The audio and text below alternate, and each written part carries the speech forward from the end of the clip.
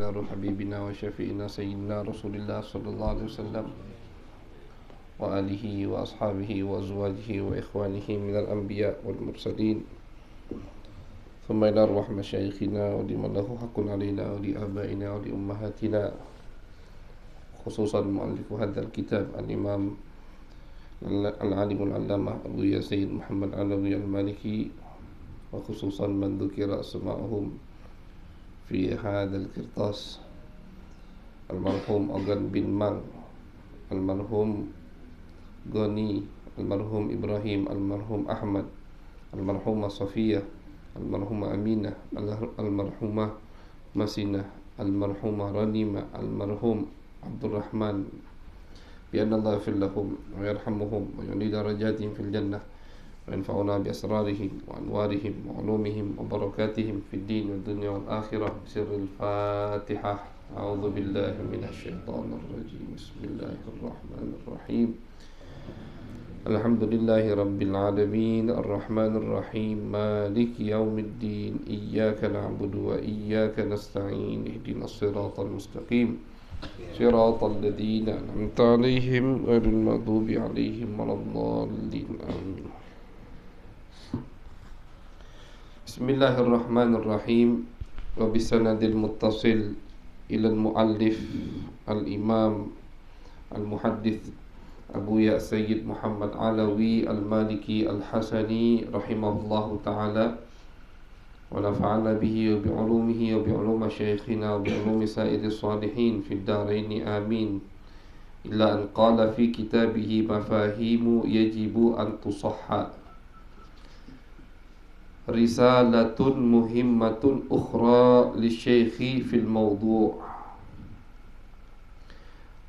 هذه رسالة أرسلها الشيخ محمد بن عبد الوهاب إلى السويدي عالم من أهل العراق، وكان قد أرسل له كتابا وسأله عما يقول الناس فيه، فأجابه بهذه الرسالة. قال فيها: إن إشاعة البهتان مما يستحيي العاقل أن يحكيه فضلا عن أن يفتريه. مما قلتم إني أكفر جميع الناس إلا من اتبعني، ويا عجبا كيف يدخل هذا في عقل عاقل، وهل يقول هذا مسلم؟ وما قلتم لو أنني أقدر على هدم قبة النبي صلى الله عليه وسلم لهدمتها، وفي دلائل الخيرات لحرمته، وأنهى عن الصلاة على النبي صلى الله عليه وسلم بأي نظم كان، فهذا من البهتان، والمسلم لا يظن في قلبه أجل من كتاب الله. وفي صحيفة 12 من نفس الكتاب قال رحمه الله: وما قلتم إنني أكفر من توسل بالصالحين، وأكفر البوصيري لقوله يا أكرم الخلق، وأنكر زيارة قبر النبي صلى الله عليه وسلم، وأنكر زيارة قبور الوالدين وغيرهم، وأكفر من حلف بغير الله. جوابي على ذلك أقول سبحانك هذا بهتان عظيم. Risalatun muhimmatun, masih membahas atau Abuya masih akan menyebutkan daripada bukti dalil untuk mereka, yaitu kelompok yang kita sedang membahas pemikiran mereka, yaitu adalah at-tahdhir minal mujazafati bitakfir, kelompok yang cepat mengkafirkan orang lain. Abuya Muhammad rahimahullah pertama menyebutkan tabri dari Syekh Muhammad bin Abdul Wahhab. Jadi kelompok yang mengkafirkan, ini kita susun ceritanya biar nyambung. Jadi kelompok yang cepat mengkafirkan orang lain itu, kelompok tadi, kiblat mereka atau istinad, sandaran mereka, tendensi mereka itu adalah Syekh Muhammad bin Abdul Wahhab.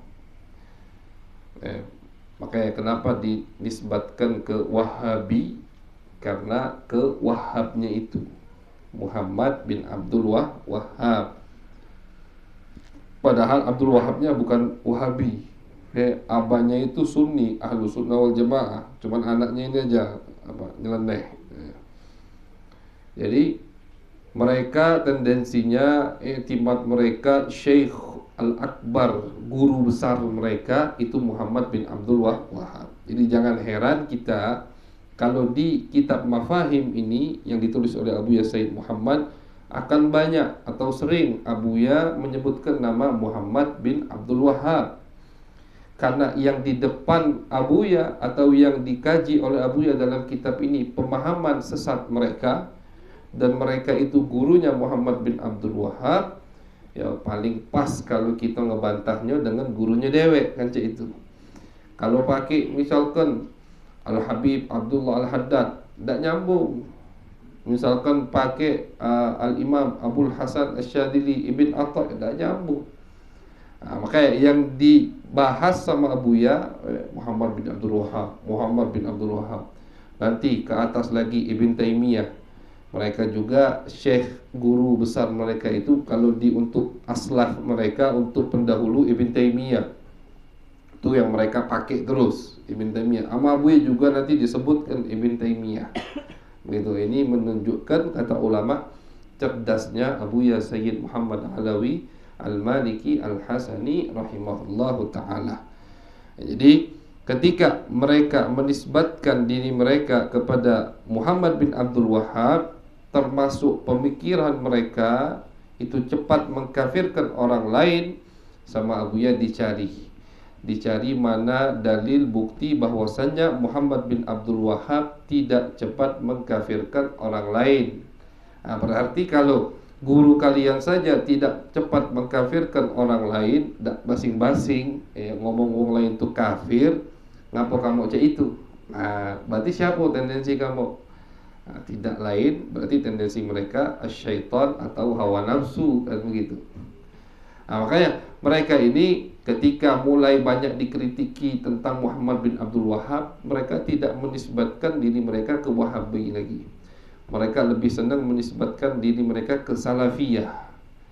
Karena seakan-akan ketika menisbatkan diri mereka ke Muhammad bin Abdul Wahhab, Muhammad bin Abdul Wahhab baru belum sampai 100 tahun mungkin sudah, tapi belum sampai 200 tahun, 150 tahun yang lalu mungkin, atau 100, wallah alam, mana kurang paham detail tahun berapa dia itu, tapi baru.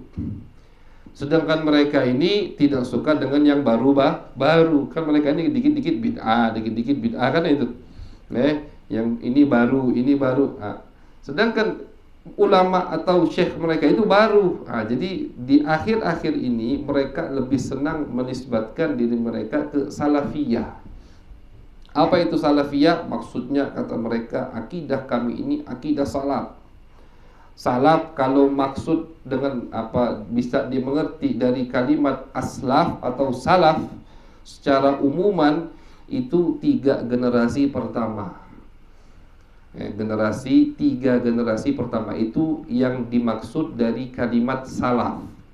Aslafuna as-salihun, atau salaf-salaf kita orang dulu. Kalau maksudnya secara umum itu 3 generasi.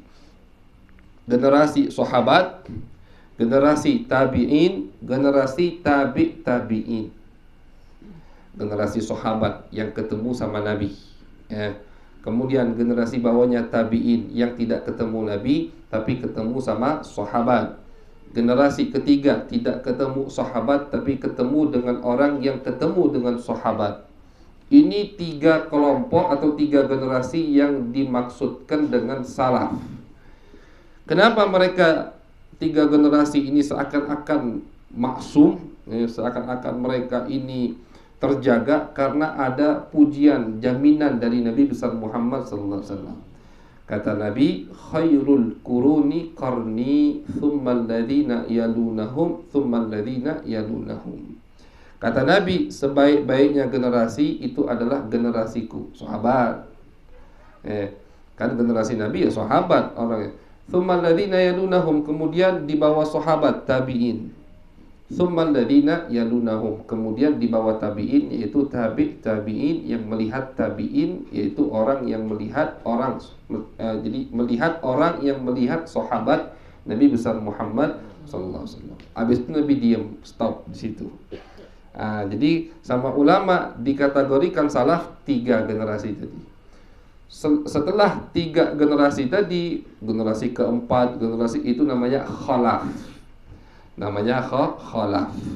Walaupun nanti di setiap bidang ilmu masing-masing itu beda lagi pengertian salaf dan khalaf. Jadi kalau secara umum salaf itu generasi ketiga. Setelah dari generasi ketiga itu khalaf sampai sekarang. Khalaf itu yang baru atau penerus, itu khalaf. Tapi kalau di bidang ilmu, setiap bidang ilmu, misalkan bidang ilmu fikih, apa maksud dari salaf, apa maksud dari khalaf, beda lagi. Misalkan kalau tidak salah di madhab Imam Asy-Syafi'i, salaf itu Imam Ghazali ke atas. Jadi sampai abad kelima, Imam Ghazali abad kelima. Jadi tidak hanya sampai abad ketiga, abad keempat masih salaf, abad kelima masih salaf, abad keenam Nawawi, seterusnya sampai sekarang baru khalaf. Begitu. Misalkan di bidang ilmu hadis, kapan itu khalaf, kapan itu salaf? Salaf itu sebelum Imam Ibn Salah, kata ulama. Di atas Ibn Salah itu abad ke-6 itu salaf. Ibn Salah mulai masuk khalaf. Makanya dikatakan Ibn Salah itu ra'isul mutaakhirin. Pengertian lain atau lafadz muradif yang sama dengan salaf khalaf, mutaqaddimin mutaakhirin gitu. Jadi misalkan ini termasuk ulama mutaqaddimin asy-Syafi'iyah, artinya ini termasuk ulama salaf di madhab Syafi'i. Berarti dia dari abad kelima atau keempat atau ketiga. Ini ulama mutaakhirin dari madhab asy-Syafi'iyah, artinya dia khalaf yang baru datangnya. Baru walaupun 500 tahun yang lalu, baru tetap. Maksud baru ini di bawah abad kelima. Begitu. Jadi mereka, kita kembali ke kelompok yang sesat tadi, mereka ketika menisbatkan diri mereka ke Abdul Wahhab, yang Wahabi, kurang senang. Kenapa? Abdul Wahhab ini baru, bukan salaf, khalaf. Sedangkan kita ngaku akidah kita akidah salaf, akidah kita akidah yang lama. Kalau kita kan akidah kita apa? Ahlussunnah, al-Asy'ari, Imam Asy'ari salaf. Imam Asy'ari termasuk salaf, termasuk generasi ketiga tadi, alhamdulillah.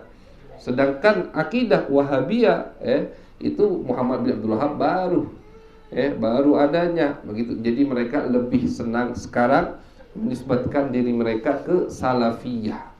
Salafiyah artinya akidah yang sudah ada lama. Atau mereka menisbatkan diri mereka ke Al-Hambaliyah, madhab Imam Ahmad bin Hanbal, karena mereka pernah dituduh tidak punya madhab. 4 madhab yang mu'tabar, yang dianggap oleh ulama sepakat sedunia dari zaman dulu sampai sekarang itu cuma 4 mazhab. Mereka itu sekarang mulai menisbatkan diri mereka ke Ahmad bin Hanbal. Oleh karena itu Abuya di dalam kitab ini nyebutkan Muhammad bin Abdul Wahhab, nyebutkan Ibn Taimiyah, nyebutkan Ahmad bin Hanbal. Disebutkan semua sama Abuya. Ulama yang mereka akui, ulama yang mereka pakai atau mereka senderkan, istinadkan dalil pemahaman mereka kepada ulama tersebut. Ini adalah risalah surat yang kedua, karena yang kemarin, pertemuan kemarin kita sudah bahas. Sama isinya, makanya tidak perlu kita ulangi lagi. Sama isinya di surat ini juga. Muhammad bin Abdul Wahhab mengirim ke Al-Imam As-Suwaidi dari Irak. Imam Suwaidi, alim dari negara Irak ini, bertanya ke Muhammad bin Abdul Wahhab, apa benar kabar yang tersebar sekarang bahwasannya kau mengkafirkan semua orang kecuali pengikutmu, bahwasannya kau mengatakan kalau aku bisa menghancurkan kubah Nabi, Kubatul Khadra, kubah hijau itu aku akan hancurkan. bahwasannya ini tuduhan-tuduhannya, bahwasannya kau mengatakan dalailul khairat itu haram untuk dibaca, bahwasannya kau mengatakan tidak boleh salawat kepada Nabi, kau juga mengatakan mengkafirkan orang yang bertawassul kepada orang soleh, dan kau mengkafirkan Imam Busiri gara-gara qasidahnya dalam qasidah Burda yang ke-10, bab 10. Itu isinya bab tawassul kepada Nabi Muhammad sallallahu alaihi wasallam. Jadi kata Wahabiyah ini, Busiri ini bab kan Burda. Tahu qasidah Burda kan? Qasidah Burda, Burda karya Imam Busiri. Burda ini 10 bab. 160 bait, 160 bait syair, 10 bab. Nah, kata mereka Busiri ini di bab pertama, bab kedua bagus semua. Bab 10b yang musyrik. Bab 10 Busiri musyrik itu menurut mereka. Karena bab pertama bahas tentang cinta, rindu kepada kekasih yang dimaksud Nabi. Bab kedua membahas tentang hawa nafsu. Bab ketiga membahas tentang Nabi Muhammad sallallahu alaihi wasallam. Bab keempat tentang mukjizat. Bab kelima tentang kelahiran Nabi. Terus bagus. Nanti tentang Al-Quran, ada tentang Isra Mi'raj.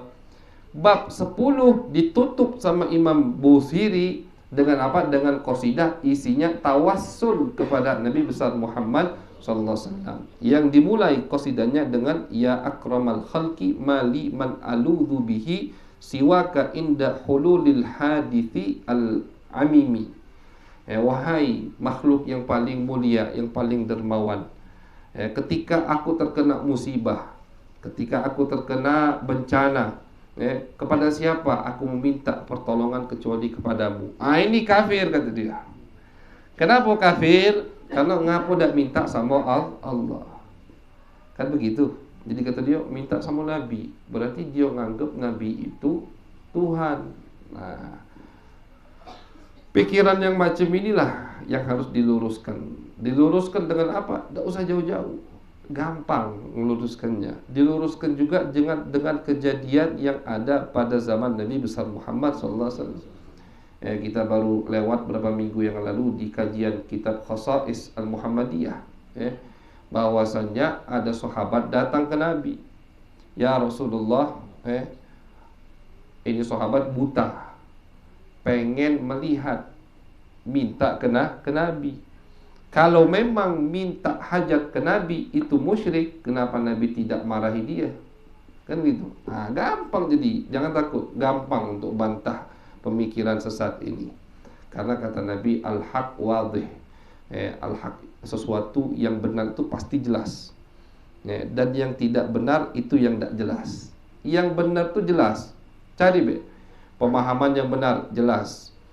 Makanan yang benar, transaksi yang benar, halal maksudnya pasti jelas. Tidak ada diam-diam. Yang namanya diam-diam itu berarti tidak halal atau syubhat.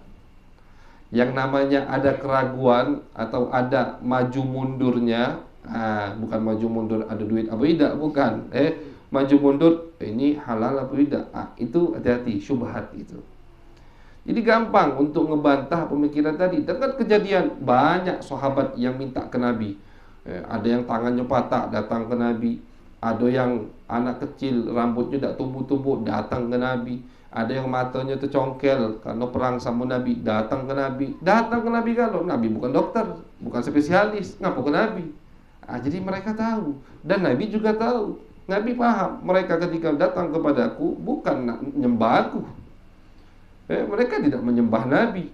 Mereka tidak mengatakan Nabi Tuhan, atau Nabi putranya Allah, atau Nabi sebagian daripada Allah. Tidak.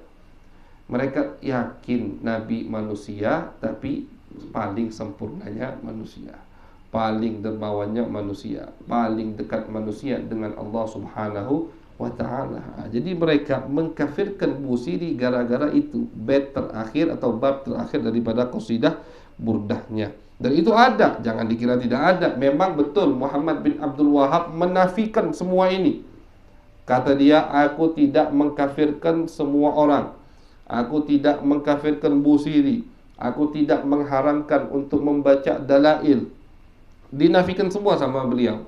Cuma tetap pemikiran, pemahaman ini ada. Jangan kita kira tidak ada. Ada masih. Ada yang ingin memisahkan hujrah an-nabawiyah, kuburan Nabi dengan masjid, ada. Ada yang benci dengan dalail, ada. Ada yang benci dengan Busiri gara-gara qasidahnya itu, ada. Pemahaman itu masih ada. Ada yang mengkafirkan orang, banyak masih. Dikit-dikit musyrik, dikit-dikit bid'ah, dikit-dikit kafir ente, kan gitu. Dikit-dikit salah. Itu naudzubillah min dalik. Jawabi ala dzalika aqul subhanaka hadza buhtanun azim. Kata beliau, jawab aku untuk semua tuduhan tadi, maha suci Allah, ini tuduhan yang sangat besar sekali, yang sangat berbahaya sekali, kata beliau. Jadi beliau menafikan semuanya. Muhammad bin Abdul Wahhab menafikan semuanya. Muhammad bin Abdul Wahhab itu guru besar mereka. Makanya Wahabiyah yang hidup di zaman Abuya Sayyid Muhammad, ketika kitab ini terbit, itu gelabakan semua langsung. Ketakutan semua. Yang ingin mencari kebenaran, kembali ke jalan yang benar, kembali ke jalan yang lurus. Tapi yang tadi kiblatnya hawa nafsu atau setan, udah macam-macam, cari alasan. Ada yang ngarang kitab ingin bantah kitab ini, dak lama kitabnya dak boleh diterbitkan lagi, karena ketahuan bukan adu argumen seperti Abuya. Abuya di sini tidak pernah ngatai. Abuya di sini tidak mengkafirkan, tidak membid'ahkan, tidak memusyrikkan. Walaupun beliau dikafirkan, beliau dimusyrikkan, darah beliau dihalalkan. Jadi darah Abuya Sayyid Muhammad itu di mata mereka halal, seperti darah orang kafir. Halal, boleh dibunuh. Tapi Abuya tidak pernah menghalalkan darah mereka, tidak pernah mengkafirkan mereka, tidak pernah mencaci maki mereka. Yang beliau bahas dalil, argumen. Setiap beliau bahas itu argumen, dalil. Makanya mereka ketakutan. Makanya kitab ini pas keluar, luar biasa. Kita pernah sebutkan kan berapa ulama, puluhan ulama yang memuji kitab ini. Dan diterjemahkan ke beberapa bahasa Indonesia. Ada terjemahannya bahasa Indonesia. Kalau yang mau mengikutinya dengan terjemahan ada. Terjemahan Mafahim Yajibu Antusahha. Mungkin di Shopee ada, atau di tempat jual online itu ada itu. Terjemahannya bahasa Indonesia, bahasa Melayu, Malaysia, Inggris, bahasa Turki, ada semua. Bahasa India ada, diterjemahkan karena orang butuh semua. Dan itu bukti bahwasanya pemahaman ini udah kemana-mana. Hati-hati, pemahaman ini sudah kemana-mana. Pemahaman sesat tadi sudah kemana-mana. Ketika orang India menerjemahkan, berarti ada di sana. Ketika orang Turki menerjemahkannya, berarti ada di sana.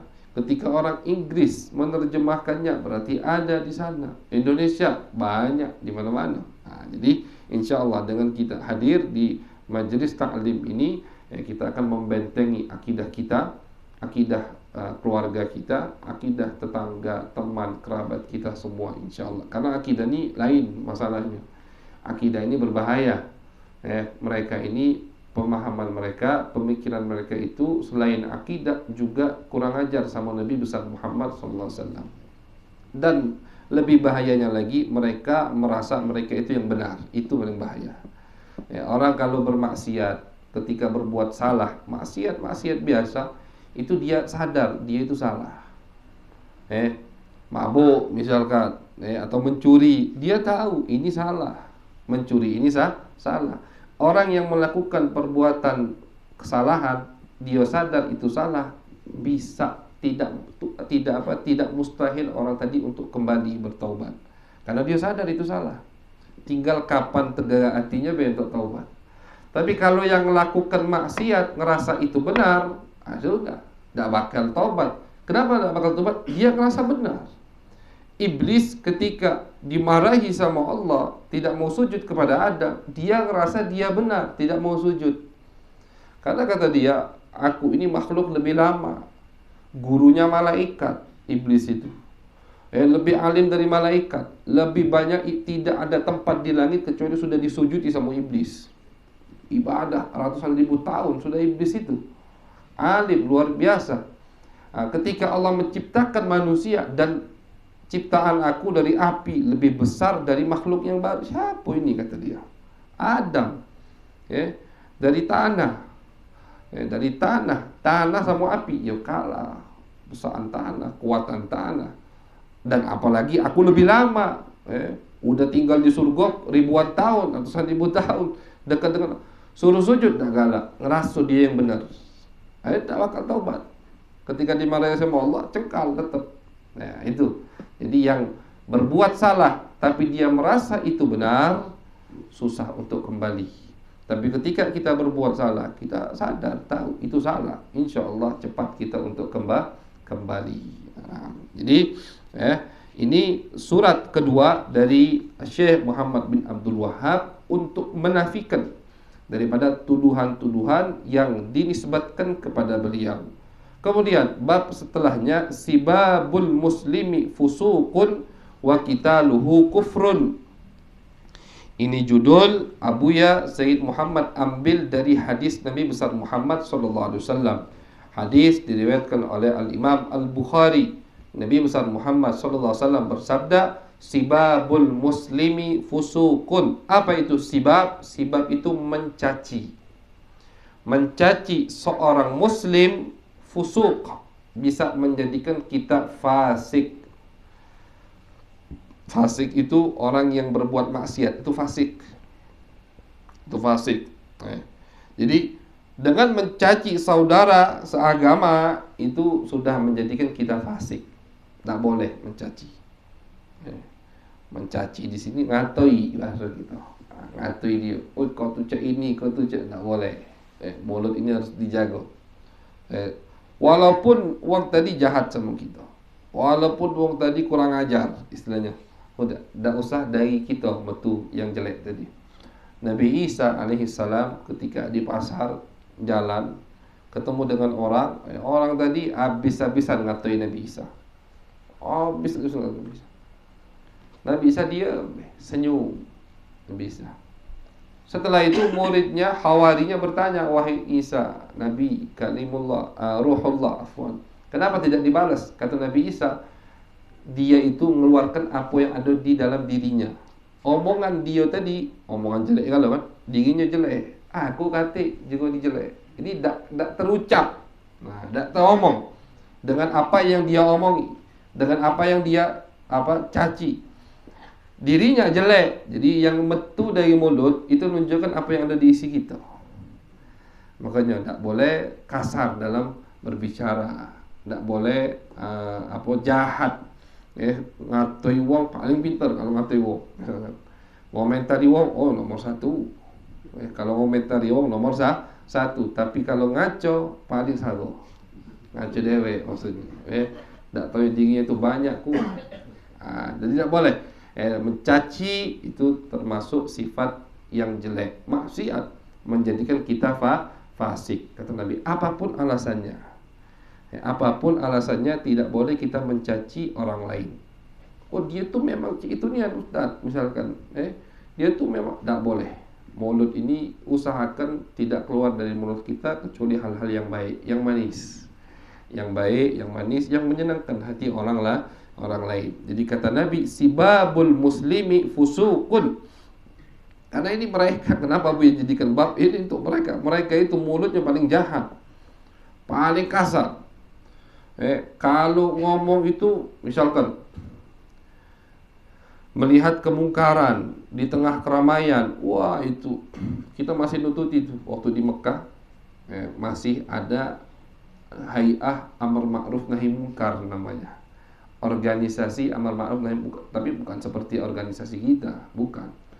Jadi organisasi ini sampai sampai saking celudiannya memata-matai kalau melihat laki-laki dan perempuan jalan di tengah jalan.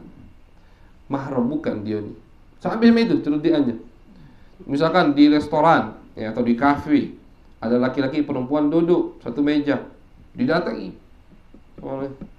minta surat kawin. Siapa yang nak mau surat kawin kemana-mana? Minta bukti. Ini tidak diajari sama Nabi besar Muhammad SAW. Mencari kesalahan orang lain itu diajari. Dan kalau mereka melihat kesalahan, wah macam kiamat teriaknya. Wow, muak-muak. Tak pandang bulu, tak pandang tempat di mana ini tak boleh. Apa kata Imam Syafi'i? Kalau kau ingin menasehati temanmu, saudaramu, maka nasihati di tempat yang sepi, empat mata. Kalau kau menasehati di depan umum itu bukan nasihat namanya, tapi ngatoi, jatuhkan martabatnya. Itu Imam Syafi'i mengatakan, walaupun dia salah, salah dia, jelas dia salah. Cuman ini di depan umum, jangan depan umum. Ajak empat mata, kasih isyarat atau sindir, duduk berdua baru dia omong. Itu lebih cepat diterima, pasti diterima kalau begitu. Kalau di depan umum, goodlah dia benar yang ngomong. Kalau kita dimarahi depan umum, tak galak diterima. Itu boleh. Makanya Buya jadikan ini bab hadis. Ini hadis dijadikan sama beliau judul bab. Sibabul muslimi fusuqun wa qitaluhu kufrun. Dan membunuh orang muslim itu bisa jadi kafir. Membunuh orang muslim bisa jadi kafir. Tapi membunuh orang muslim bisa jadi kafir ini kalau dia mengkafirkan orang tadi. Jadi begini, kenapa muslim bisa membunuh muslim? Itu banyak penyebabnya. Muslim membunuh muslim karena memang berbala, misalkan balas dendam, itu tidak sampai kafir, tapi wajib dikisos, wajib dibunuh lagi yang membunuh tadi, begitu. Muslim membunuh muslim, maka si pembunuh wajib dikisos, dibunuh lagi kalau ahli warisnya menuntut untuk kisos. Tapi apakah sampai ke derajat kafir? Tidak. Itu alasan pertama kenapa ada orang membunuh orang lain. Yang terjadi ini yang parah, dan ini terjadi pada mereka. Mereka membunuh muslim itu karena mereka meyakini ini bukan muslim, ini sudah kafir, sudah murtad. Murtad itu halal darahnya, makanya mereka bunuh. Makanya kan ada ISIS, ya kan? ISIS itu kalau di Arab sana bahasanya Daesh. ISIS atau Daesh ini istilahnya tanaman dari mereka itu. Cuman jadi anak angkat mereka, anak dari hasil buah mereka. Pemahaman ISIS Daesh tadi, yang tidak sependapat dengan mereka berarti kafir. Di dunia ini yang muslim cuman mereka, selain mereka itu musyrik. Kalau makanya ngebom di sana, ngebom masjid, dibom. Otaknya kemana? Masjid dibom. Masjid isinya wali. Syekh, ada namanya syahid Syekh Muhammad Said Ramadan Al-Buti, itu di Damaskus, meninggal karena bom dari ISIS tadi.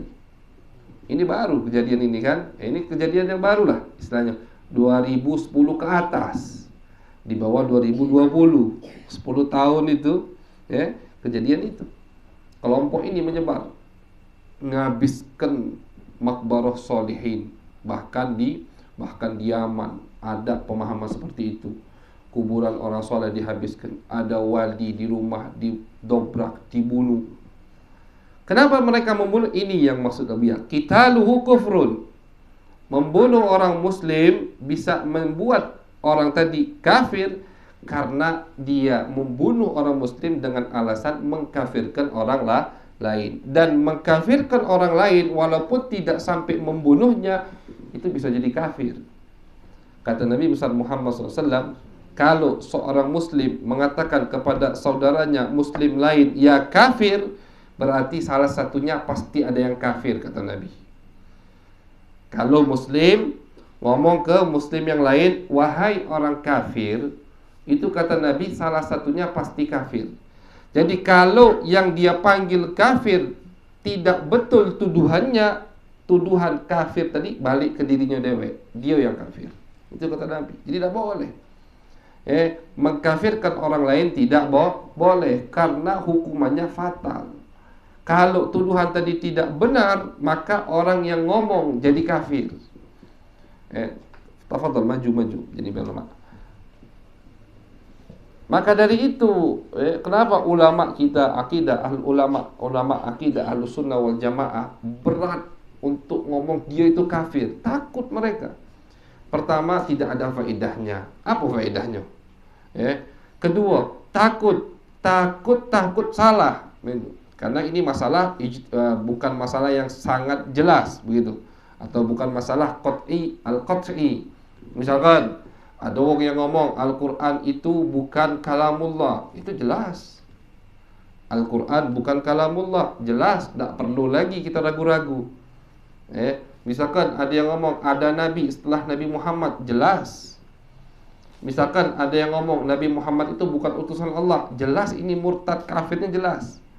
Tapi masalah-masalah yang dibahas sama Abuya, jadi walaupun terkadang walaupun masalah sejelas seperti itu pun mereka tidak mengatakan orang kafir, tetap menjaga mulut mereka dari mengkafirkan orang lain. Karena tadi fatal hukumnya. Kalau tidak benar yang ngomong jadi kafir. Nah, jadi mereka ketika membunuh orang muslim, mereka sebelum membunuh mereka udah yakin ini wong kafir, ini murtad, makanya mereka bunuh. Na'udzubillah min dzalik. Nah, ini akan disebutkan sama Abu Yad dalam kitab ini, dalam bab ini dua cerita. Beliau mengatakan i'lam anna karahatal muslimin wa muqata'atahum wa mudabaratahum muharramatun wa kana sibabul muslimi fusuqan wa qitaluhu kufran idza istahalla. Jadi membenci orang muslim, kita memutus tali silaturahim, kita berpaling dari saudara kita seagama, muharrama, itu perbuatan yang diharamkan oleh Allah. Mencaci orang muslim, fasik. Membunuh orang muslim, kafir, idza istahalla, kalau dia menghalalkannya. Artinya tadi menganggap orang muslim tadi kafir, sehingga ini perbuatan halal, itu kafir.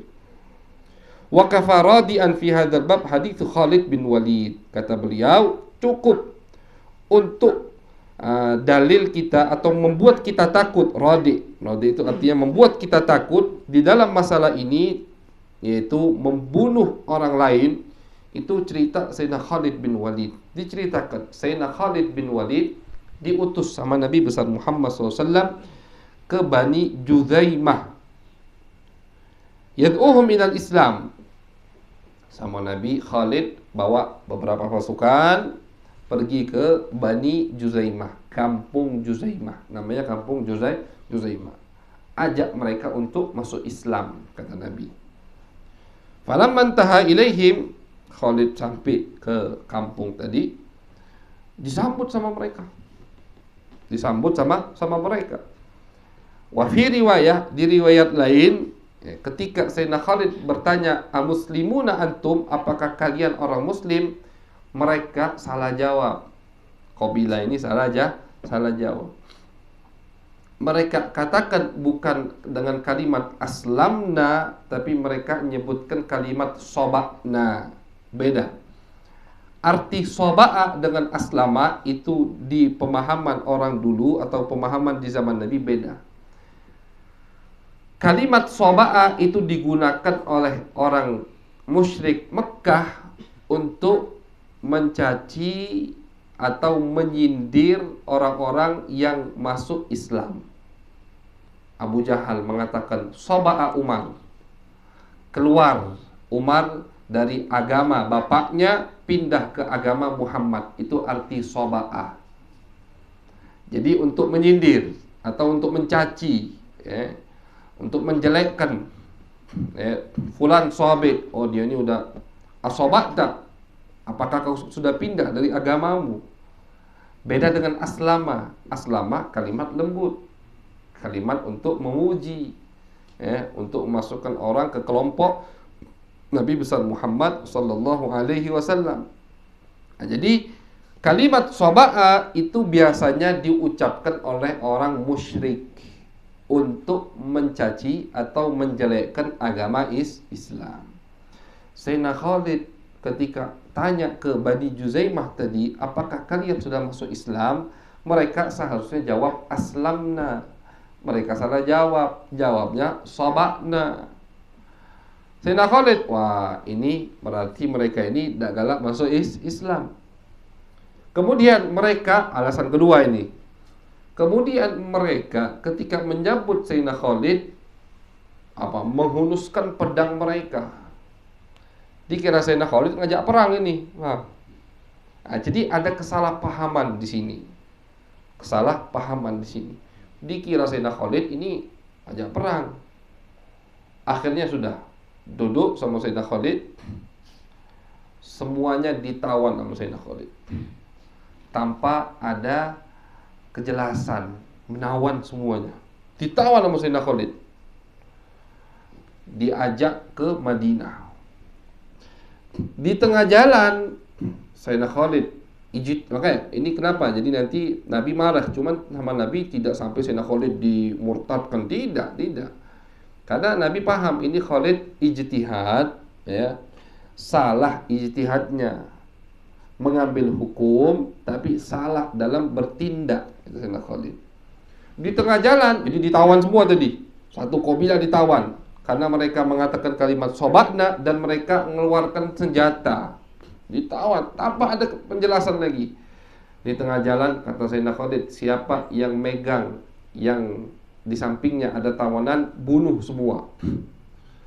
Dibunuh semua kecuali beberapa muhajirin dan ansor.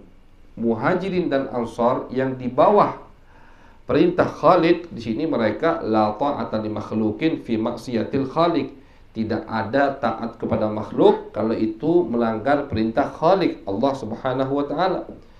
Mereka tahu muhajirin dan ansar ini masih belum jelas masalahnya. Allah melarang kita untuk membunuh. Walaupun Khalid amir kita, pemimpin kita, ya, nggak kati urusan. Ini urusannya sama Allah. Jadi seperti diriwayatkan sama Abu Ya, ada yang hadir di situ Abu Qatadah dari Ansar, sahabat Nabi, lebih dulu masuk Islamnya dari Khalid. Jadi Sayyidina Khalid ini kenapa dijadikan sama Nabi panglima perang? Sayyidina Khalid ini taktik perangnya luar biasa. Makanya ketika beliau masuk Islam langsung jadi panglima perang terus. Sayyidina Khalid. Cuman ada yang lebih alim, ada yang lebih paham Al-Quran, ada sahabat-sahabat Nabi yang lebih dulu masuk Islam. Tapi ketika di masalah taktik peperangan, Khalid tidak bisa didepani, tidak bisa dibelakangkan, harus di depan. Begitu. Jadi dari zaman Nabi, hatta zaman Nabi, zaman Sayyidina Abu Bakar, Khalid jadi pasukan perang, jadi panglima pasukan perang. Sayyidina Abu Bakar pernah ngirim pasukan 5 atau sampai 7 pasukan, pisah-pisah. Kata Sayyidina Abu Bakar, kalau kumpul maka panglima utamanya Khalid. Padahal di situ ada Abu Ubaidah. Abu Ubaidah ini sahabat termasuk pertama kali yang masuk Islam, masih di Makkah itu. Abu Ubaidah 10 sahabat yang dipastikan oleh Nabi masuk surga. Ini Abu Ubaidah luar biasa. Tapi kata Sayyidina Abu Bakar As-Siddiq, aku tidak yakin Abu Ubaidah lebih afdal dari Khalid. Karena as-sabiqin al-awwalin, pertama kali yang masuk Islam Abu Ubaidah. Abu Ubaidah dipastikan sama Nabi 10 yang masuk surga. Abu Ubaidah aminu hadhil ummah. Kata Nabi, likulli ummatin aminan, wa aminu hadhil ummah Abu Ubaidah. Setiap umat itu ada amin. Amin itu orang yang bisa dipercaya oleh nabinya. Dan untuk umatku Abu Ubaidah. Luar biasa kan? Jadi kata Sayyidina Abu Bakar, aku tidak ragu kalau afdal, kalau mulia, lebih mulia Abu Ubaidah dari Khalid. Cuman ini masalah perang. Taktik perang lain lagi, bukan urusan ngajar, bukan urusan hadis, bukan urusan fatwa, bukan urusan taktik perang. Maka di dalam bidang peperangan Khalid yang harus di depan, begitu. Abu Ubaidah tetap di belakang Khalid, dia bakal yang nyegah Khalid. Khalid ngawur istilahnya, misalkan ada Abu Ubaidah yang nahan, gitu kata Sayyidina Abu Bakar Siddiq. Jadi Sayyidina Khalid luar biasa, luar biasa. Beliau saifun min suyufillah, kata Nabi. Pedang daripada pedangnya Allah, yang Allah hunuskan kepada orang-orang kafir, kata Nabi Muhammad sallallahu alaihi wasallam. Oleh karena itu Sayyidina Khalid meninggal sakit. Beliau sendiri yang mengatakan, di badanku ini tidaklah ada beberapa jarak, jadi berapa senti itu bekas luka, kalau berapa senti bekas luka lagi, berapa senti bekas luka lagi, luka semua di badannya. Ada bekas tusukan pedang, ada bekas tusukan panah, ada bekas tombak badannya. Tapi aku mati di atas kasur. Gerem dia tuh. Paham tak? Pengen meninggal syahid, pengen meninggal di medan peperangan, di jalan Allah. Tapi takdirnya tidak, meninggal di atas kasur, sakit. Kata dia, fala namat a'yunul jubana, jangan tidur mata-mata yang pengecut, kata dia. Wah, saking berat. Jadi beliau tu panglima tapi di depan terus. Bukan panglima sekarang, paling belakang. Ya kan? Panglima dulu itu di depan. Dia panglima, dia yang ngajak duel. Dia panglima, dia yang pertama kali nyerang. Dia panglima, kuda dia di depan. Itu panglima dulu. Sayyidina Khalid bin Walid. Nah, kata ulama ada hikmahnya kenapa beliau tidak meninggal di medan peperangan. Karena lihat julukannya dong. Julukannya itu pedangnya Allah. Kalau pedang gugur di medan peperangan, berarti pedang tadi patah. Sedangkan pedang Allah tidak patah, cuman diistirahatkan, dimasukkan lagi. Itu kata ulama. Jadi pedang Allah tidak patah, tidak rusak. Pedang Allah diistirahatkan artinya meninggal dunia. Itu hikmahnya kenapa beliau tidak meninggal di medan, padahal badannya bekas luka kalau. Bekas luka galau badannya. Nah, Sayyidina Khalid bin Walid, kita balik ke cerita ini. Sayyidina Khalid bin Walid, beliau ijtihad. Dari hasil ijtihad pemikiran beliau, ini orang semuanya berarti penipu, kata beliau. Akhirnya beliau katakan, yang di tangannya ada tawanan perang, bunuh semua, dibunuh semua, kecuali beberapa muhajirin dan ansor. Mereka masih ragu, syubhat ini. Sedangkan memasukkan orang ke surga salah lebih baik daripada memasukkan orang ke neraka salah. Itu kata Sayyidina Utsman. 1000 kata Sayyidina Utsman, 1000 aku masukkan ke surga tapi salah. Artinya ini tidak pantas masuk surga. Ini dia ni salah, dia ni kafir. Tapi aku anggap muslim, jadi aku masukkan dia ke surga 1000. Itu lebih baik daripada satu muslim aku masukkan dia ke neraka. Itu Sayyidina Utsman. Jadi mendingan kita salah sangka dia ni tak taunya bukan muslim, munafik atau kafir. Itu lebih baik daripada kita mengira satu orang kafir padahal dia muslim. Ini sahabat yang lain, yang muhajirin ansar, yang pada saat itu ikut Khalid bin Walid, tak berani, tidak mereka bunuh.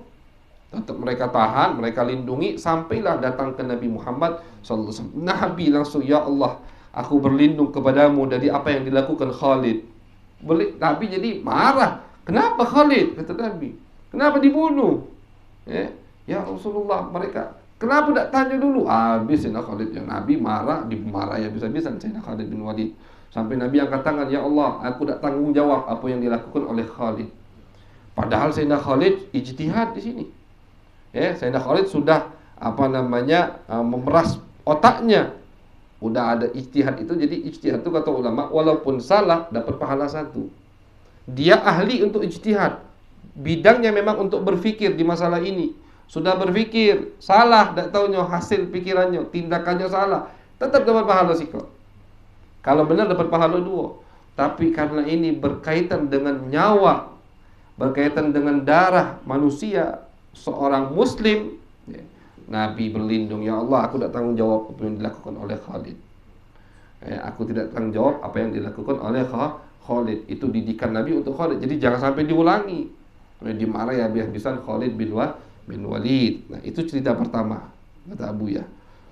Cerita kedua, Usamah bin Zaid. Usamah bin Zaid ini orang yang paling dicintai oleh Nabi Muhammad SAW. Usamah bin Zaid.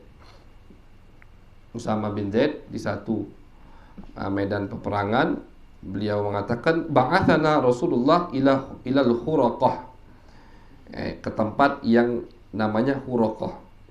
Fasabbahna al-qaum fahazamnahum, kami serang kampung itu, tidak mau Islam. Kami serang, kami kalahkan mereka. Sampailah aku dan temanku Ansar dari Madinah itu berhadapan dengan satu orang dari mereka. Ketika kami sudah kalahkan satu orang, udah ke pojok, pedangnya udah nyampak, kata Usamah. Dia mengatakan la ilaha illallah. Wong tadi, lawannya tadi, yang tadi lawannya nak bunuh Usamah, pas sudah ke pojok, pedangnya sudah jatuh, baru ngomong la ilaha illallah. Fakaffal Ansari, temanku Ansari tadi, kata Usamah, langsung pedangnya udah dihanuskan lagi, ditutupnya. Udah mengucapkan la ilaha illallah. Wa ta'antuhu birumhi, aku tetap pakai tombak aku, tetap aku tusuk sampai aku bunuh. Ini ijtihad juga. Ijtihad. Falamma qadimna al-Madinah, ketika kami sampai ke Madinah, sampailah cerita ini ke Nabi Muhammad sallallahu alaihi wasallam. Dipanggil Usama sama Nabi. Dipanggil sama Nabi, "Ya Usama, aqataltahu ba'dama qala la ilaha illallah?" Wahai Usama, kata Nabi. Karena Nabi sayang sama Usama, Nabi marahi. Ya Usama, apakah kau bunuh dia setelah dia mengucapkan la ilaha illallah? Jadi cuma la ilaha illallah. Tapi jangan dicumankan, karena kalimat ini kalimat besar. Tapi istilah dia belum sholat, belum cukuran, belum wudu, belum mandi, belum ngadep, belum syahadat. La ilaha illallah langsung. Sebelumnya berapa detik ini pedangnya nak bunuh Usama. Sebelumnya berapa detik mengkafirkan Nabi besar Muhammad, tidak mau iman sama Nabi. Tapi mengucapkan la ilaha illallah, berubah hukumnya itu, kata Nabi. Aqataltahu ba'dama qala la ilaha illallah? Kata Usama, qultu ya Rasulullah kana muta'awwidzan. Ya Rasulullah, dia itu, ini ijtihadnya Usama. Jadi Usama di sini walaupun beliau salah dapat pahala 1, karena beliau, ya Rasulullah, dia kan ngomong la ilaha illallah udah jelas niat ke pojok, bukan karena dia yakin sama antum, bukan karena dia iman menurut Usama ini. Tapi karena dia tidak mau terbunuh, tidak ada tameng kecuali la ilaha illallah, dia pakai tameng itu. Kata Usama, maka tetap aku bunuh ya Rasulullah. Nabi jawabannya 1, ya Usama, qataltahu ba'da ma qala la ilaha. Terus, dia habis ngomong la ilaha illallah, kau bunuh. Terus Nabi ucapkan lagi, ala syaqaqta an qalbihi fata'lama asadikun am kadhib. Ngapa tak kau belabes sekalian hatinya, biar kau jingok benar apa tidak dia ngomong tadi, jujur apa tidak, kata Nabi. Tulus atau tidak la ilaha illallah, la ilaha illallah. Apakah dia mengucapkan la ilaha illallah karena takut dari pedangmu, atau memang dia iman kepada Allah? Ngapa tak kau belabes hatinya? Artinya kata Nabi, urusan hati itu urusan Allah. Kita ni nahkum bil zawahir, kita menghukumi yang bisa kejiwaan dengan mata, itu yang kita hukumi. Dia ke masjid, solat, sudah muslim, jangan dia apa-apakan. Mabuk ustaz, narkoba, pengedar, apapun yang dia lakukan, muslim, darahnya haram untuk kita. Urusan dia mabuk, urusan dia pengedar, urusan dia tak solat, itu urusan pemerintah yang hukum ada di tangannya. Kita tak boleh ganggu dia. Jangan dikawani jelas. Jangan duduk sama dia melok mabuk pula lagi. Jangan, jelas kali itu. Cuman apakah boleh kita sampai membunuhnya, merampoknya? Tak boleh. Kata Nabi, kalau sudah mengucapkan la ilaha illallah, maka haram darahnya, haram harga dirinya, haram hartanya, haram keluarganya untuk kita. Tak boleh ganggu kalau la ilaha illallah. Jadi kata Nabi, ya Usama, innama nahkumu bidzawahir wa nakilu ilallahi as-sarair. Masalah dalam, masalah hati, urusan Allah. Kita hukumi yang zahir. Ini Nabil. Sekelas Nabi gudwah, uswah. Nabi itu suri tauladan. Jadi Nabi ngajari kita. Jangan pening-pening. Hatta aku kata Nabi ngurusi yang zahir. Yang batin urusan mereka sama Allah. Baik dia mengucapkan tadi karena takut atas kematian atau memang iman kepada Allah, itu urusan Allah. Nah itu. Kalau kita kiaskan dengan seperti contoh siapa yang mengucapkan kalimat tauhid ketika sudah mau mati? Fir'aun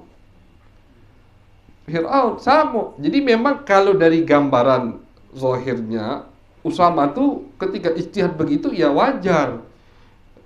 Kita jangan ngaso wong tuh habis kelakar baik sama kita. Ini habis adu pedang sama Usama. Kalau Usama tidak menang, Usama yang syahid, begitu. Jadi ini dia udah ke pojok, udah istilahnya, wah ini musuh. Mengucapkan tetap dilanjutkannya, tetap dilanjutkannya. Nabi marah, kata Usama, coba be aku belum lahir pada saat itu. Saking marahnya Nabi besar Muhammad sallallahu. Nah, ini lupa mereka dengan cerita-cerita ini. Kelompok-kelompok tadi yang gampangnya mengkafirkan orang lain. Kafir tuh di ujung lidah mereka, langsung metu. Jadi keceplosan dia bisa ngomong kafir mereka tuh. Keceplosan, tidak sengaja. Saking seringnya mereka mengucapkan kalimat kafir. Kemana mereka dengan cerita Khalid bin Walid? Ya, kemana mereka dengan cerita Usamah bin Zaid? Kemana? Nah, makanya gampang. Ketika kita ada menghadapi kelompok seperti itu, kasih mereka cerita ini. Kalau mereka memang mencari kebenaran, insya Allah mereka akan kembali. Tapi kalau hawa nafsu, dah bakal kembali. Dalil terakhir, ketiga, yang terakhir. Al-Imam Ali bin Abi Talib su'ila anhu anil mukhalifin lahu minal firaq. Imam Ali bin Abi Talib itu di zaman beliau itu muncul kelompok-kelompok macam-macam. Kayak kata ulama, termasuk hikmah kenapa Imam Ali jadi khalifah terakhir atau keempat. Karena khalifah itu ada 5. Jangan lupa, khalifah itu ada 5. Sayyidina Abu Bakar, Sayyidina Umar, Sayyidina Uthman, Sayyidina Ali, Sayyidina Hasan bin Ali bin Abi Talib. Dalilnya karena Nabi mengatakan dalam hadis, al-khulafa'u ba'di arba'un, kata Nabi. Khilafah, sistem kekhilafaan itu setelah aku 40 tahun, kata Nabi. Setelah itu baru sistem kerajaan, dinasti milik keluarga masing-masing. Sama ulama dihitung, Sayyidina Abu Bakar As-Siddiq ketika naik jabatan jadi khalifah 2 tahun sekian. Sayyidina Umar 10 tahun sekian. Sayyidina Utsman 12 tahun sekian. Sayyidina Ali 4 tahun sekian. Ketika Sayyidina Ali meninggal, itu 40 tahun belum pas, belum genap. Siapa yang menggenapi 40 tahun? Sayyidina Hasan. Sayyidina Ali meninggal, Sayyidina Hasan dibaiat sama sahabat. Sah baiatnya. Sah baiatnya sama ahlul hilli wal aqdi yang berhak untuk membaiat. Sahabat besar. Baiat Sayyidina Hasan, berhak jadi khalifah. 7 bulan beliau jadi khalifah. 7 bulan sekian hari. Ketika 7 bulan sekian hari, beliau merasa kalau aku meneruskan perkara ini akan makin banyak umat Muhammad yang terbunuh. Akhirnya beliau turun dari jabatan, beliau serahkan jabatannya ke Muawiyah. Nah, kata ulama, tak taunya di hari beliau melepaskan jabatan, itu pas 40 tahun dari wafatnya Nabi besar Muhammad dan dari naiknya Sayyidina Abu Bakar jadi khalifah pertama kali.